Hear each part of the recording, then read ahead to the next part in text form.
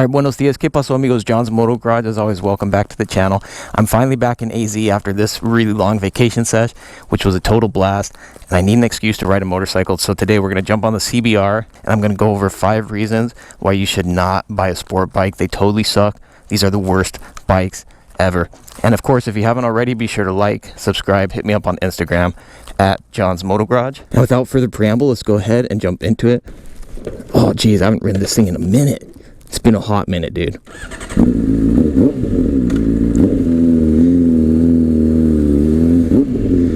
Let's go ahead and get this sucker warmed up. It really has been a while since I've been on this bike.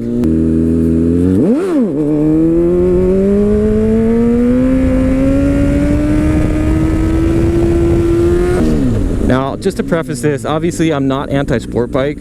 I have one. So there are a lot of reasons why you may want to buy a bike, but today we're talking about why you would not want to buy a sport bike. Obviously, these are just my opinions. I know you guys are going to have different opinions, and this isn't necessarily going to apply to everybody, but these are my opinions on the matter. So reason number 1 is, truth be told, they're just not really comfortable motorcycles. Now, no, I'm going to be ruffling some feathers here because I've seen plenty of people take their sport bikes on cross-country rides. I know it is totally doable, but I don't care how you try to argue it to me. This is just never going to be as comfortable as, say, like a Honda Goldwing or even a Cruiser for that matter. They're just not built for comfort. These are built for performance. They're built for speed.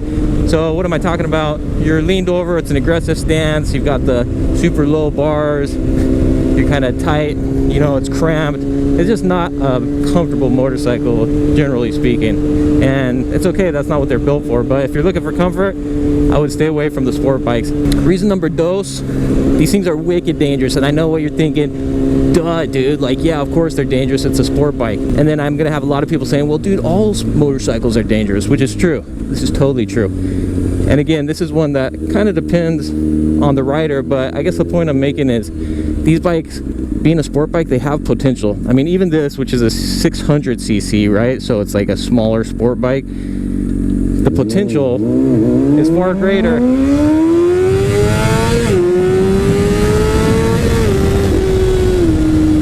It's far greater than what you're going to get with, you know, even some 1100 or 13, 14, 1500cc cruisers. Because it's built for speed, it's built for power and performance, right? So, alright, you guys, reason number 3. I know a lot of people, when they pick up a sport bike, you're thinking like the ultimate wheelie machine, but truth be told, these are not the easiest bikes to wheelie. In fact, I've seen tons of comments of a lot of people who have a ton of trouble even getting the front wheel up on these bikes. The power band is so high up that most people are too scared to get to a point where they give it enough gas and throttle to get the front wheel up in the air. And then if they do, they're probably going to give it too much, and then you're going to loop it and flip it. I guess the takeaway is, don't buy one of these bikes for learning wheelies or doing wheelies. At least that wouldn't be my recommendation. You've seen some of my other videos. The FC07 is a great bike. The Grom's a great bike. Supermoto's are a great bike for learning wheelies.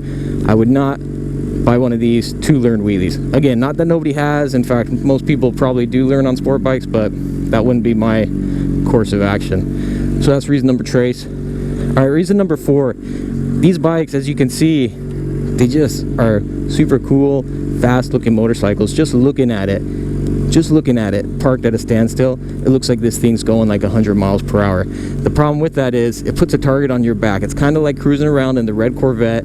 Cops see you, whether or not you're breaking the law, and they hone in on you, and you're a target. And I feel like it's the same with sport bikes.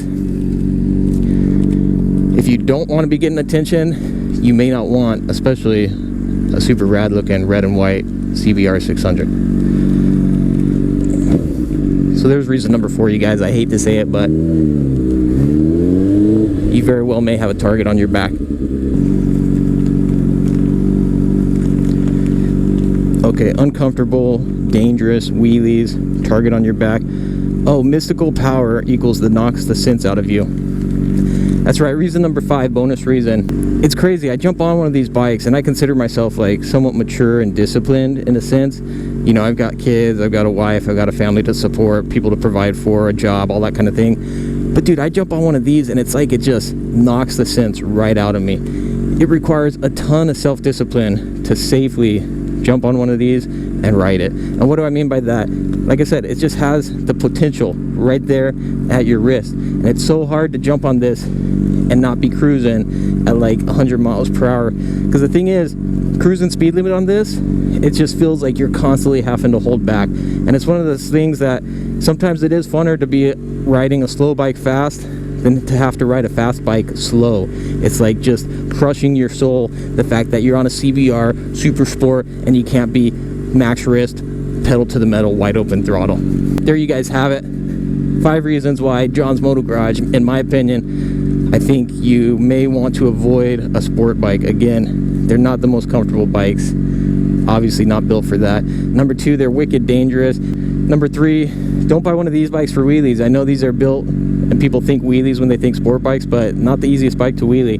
And if you go down at 100 miles per hour on one of these, you're going to be in rough shape. And then reason number 4, it puts that target on your back, man. It really does. It's a fast looking motorcycle. It's like the sports car of motorcycles. And so even if you're going 2 miles per hour, it looks like you're going super fast. And then reason number 5, it's got that mystical power that just knocks the common sense out of you.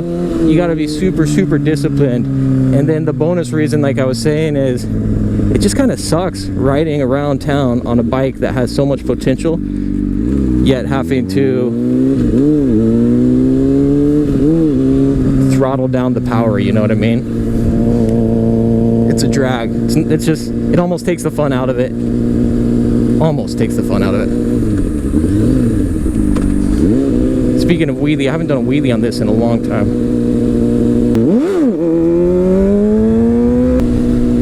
What are your comments below? Are you a fan? If you dig the content, like, subscribe, hit me up on Instagram at John's Moto Garage. It's great to be back on the motos. I love it. And we'll see you guys on the next one. Stay tuned. I'll probably do a video, 5 reasons why you have to have a sport bike. And I hope to get a nice ride review in on this bike. I've had it a while, but I just haven't really gotten out and done a whole lot of riding on it. All right, guys, John's Moto Garage. We'll hit you up on the next one. Adios. Nos vemos.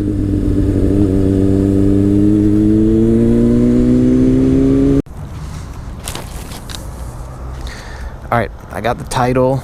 We got it notarized. It cost us $10, so it cost me an extra $10 to do that. Not to worry though. I'm gonna take the bike over to the spot. Don't haggle me for not wearing my gloves. Just rolling right over here. This is a busy parking lot.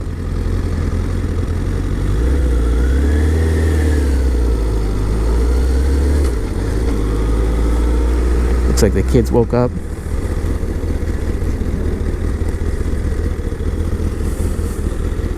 This transaction took a lot longer than I prefer, but it's a good bike, it's a good deal, so it'll work.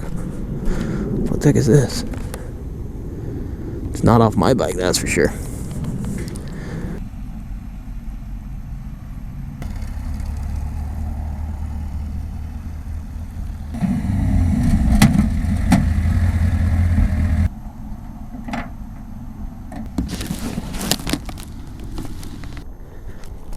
Alright, you guys, you know the drill. Let's go ahead and get the moto off the truck, take her for a quick spin.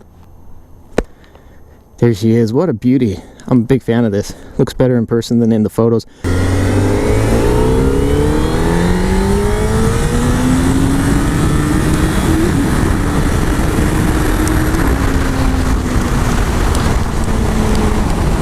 So amazing just how fast these things are.